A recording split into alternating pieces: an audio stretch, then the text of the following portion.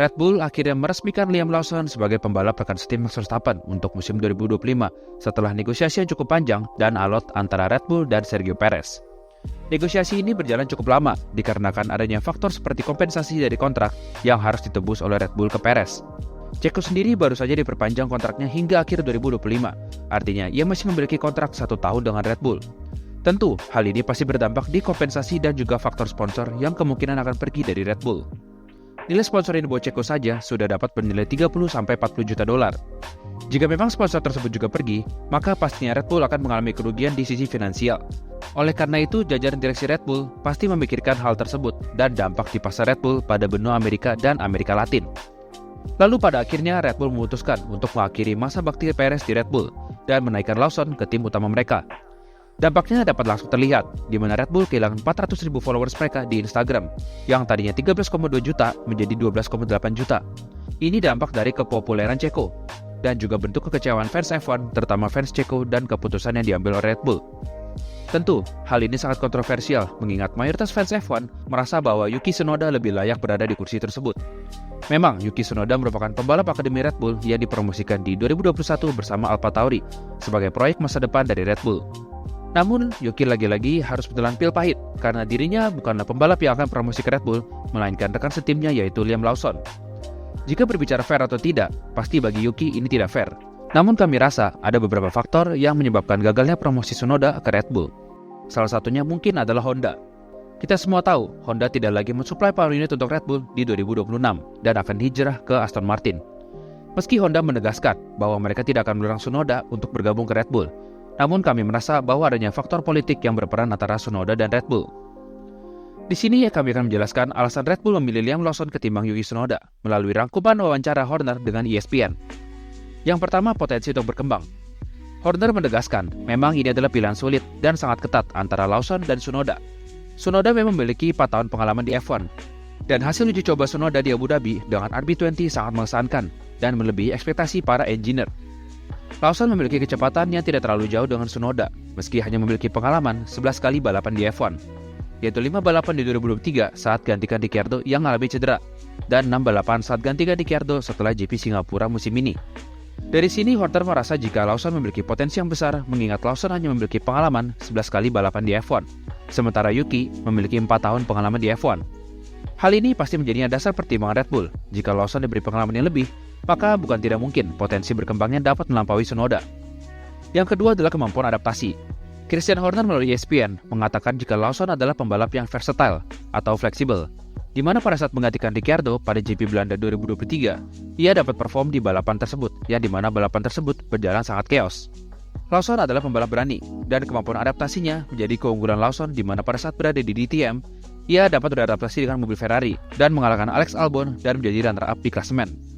Pada saat comeback di GP Austin saja, Lawson langsung dapat mencetak poin di balapan perdananya dengan finish di posisi 9, sementara rekan setimnya Tsunoda berada di posisi 14. Terlepas dari hasil yang diraih Tsunoda, ini menunjukkan jika Lawson memiliki kemampuan adaptasi yang baik dan cepat untuk klik in dengan tim barunya. Yang ketiga adalah mental dan keberanian. Lawson adalah pembalap yang memiliki sifat dalam tanda kutip kejam, dengan tidak segan untuk wheel to wheel secara keras di track. Terbukti dengan manuvernya dengan Perez di Meksiko dan beberapa kali di Brasil. Pandangan kami melihat adanya sifat kejamnya dari Lawson yang tidak dimiliki oleh Tsunoda. Saat berada di Red Bull, pastinya mental tersebut diperlukan, karena Lawson akan berhadapan dengan pembalap papan atas seperti Ferrari, McLaren, dan Mercedes. Tentu hal ini diperlukan, apalagi dengan ketatnya persaingan di grid, pastinya ia akan menjadi poin plus yang dimiliki Lawson ketimbang Tsunoda. Yang terakhir adalah temperamental. Mungkin salah satu dari problematika Tsunoda adalah sifat temperamentalnya yang dimana masih kedapatan emosi di radio. Kita tahu, Red Bull adalah lingkungan yang penuh akan tekanan, apalagi menjadi rekan setim Max Verstappen yang sedang dalam masa prime-nya. Pasti tekanan dari tim akan sangat sulit, ditambah persaingan dari luar tim akan sangat ketat. Red Bull tentu ingin pembalapnya terus perform di setiap balapan, karena kalau tidak, kita tahu Red Bull, pintu keluar pasti sudah di depan mata. Namun Horner juga mengatakan jika ia sudah belajar dari kegagalan Checo di Red Bull untuk membantu Lawson beradaptasi di Red Bull. Horner mengatakan jika tidak akan memberi tekanan terlalu banyak ke Lawson untuk perform, dan juga ia harus tahu bahwa ia menghadapi pembalap terbaik di generasi ini, yaitu Max Verstappen. Menurutnya jangan terlalu pedulikan data yang ada di mobil Verstappen dan fokus dengan tim engineer pada mobilnya sendiri.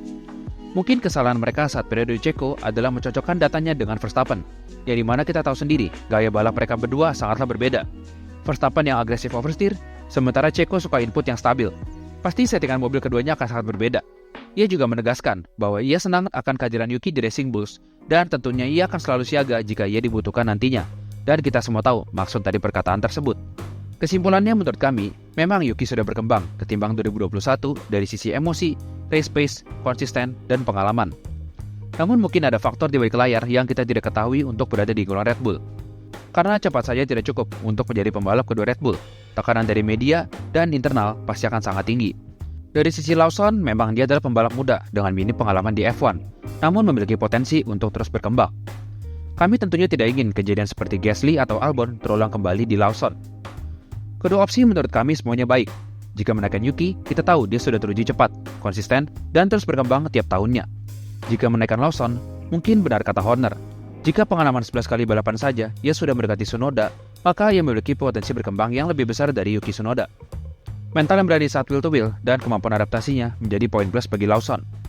Lawson sendiri lebih familiar dengan keluarga Red Bull, di mana beberapa kali terlibat di pitwall Red Bull, dan melalui salah satu podcast dengan Lawson, ia mengatakan di mana ia banyak belajar saat berada di pitwall Red Bull, dengan dapat melihat apa yang dilakukan oleh Verstappen, seperti run plan, program, cara bekerjanya, dan dapat mempelajari data dari Verstappen. Hal ini menjadi poin plus bagi Lawson yang sudah mengenal dinamika cara bekerja di Red Bull. Namun dari sisi performa di track, secara head-to-head Lawson kalah dari segala aspek, mulai dari aspek kualifikasi dan aspek balapan. Namun jaraknya tidak terlalu besar mengingat perbedaan pengalaman antara Lawson dan Tsunoda di F1. Namun Lawson terkadang masih tidak konsisten dan gerasak-gerusuk. Namun kami paham, ia akan berkembang seiring bertambahnya jam terbang di Red Bull. Permasalahannya, bisakah Lawson menjadi pembalap nomor 2 yang dibutuhkan Red Bull seperti layaknya peran yang dilakukan oleh Sergio Perez? Kita tahu pada umumnya pembalap muda cenderung untuk unjuk gigi dengan ambisi untuk mengalahkan rekan setimnya, seperti halnya Leclerc dan Vettel bersama Ferrari. Red Bull saat ini membutuhkan wingman dan rekan setim yang baik untuk Verstappen. Bisakah Lawson melakukannya? Menurut kami peluangnya 80 berbanding 20. Tidak menutup kemungkinan sesekali Lawson akan mengabaikan hal tersebut jika memang ia memiliki peluang untuk meraih suatu hasil tertentu. Lalu dari sisi Red Bull, bisakah Red Bull bersabar jika Lawson alami inkonsisten di beberapa balapan awal sebagai bentuk dari adaptasinya dengan RB21? Ini yang kami tidak yakin, karena kalian tahu sendiri Red Bull terkenal kejam dengan pembalap mereka. Itulah pendapat kami melihat dipromosikannya Lawson ketimbang Tsunoda ke Red Bull. Tulis pendapat kalian di kolom komentar ya, apakah kalian tim Yuki atau tim Lawson? Dan jangan lupa untuk beri like, komen, dan subscribe untuk konten F1 lainnya.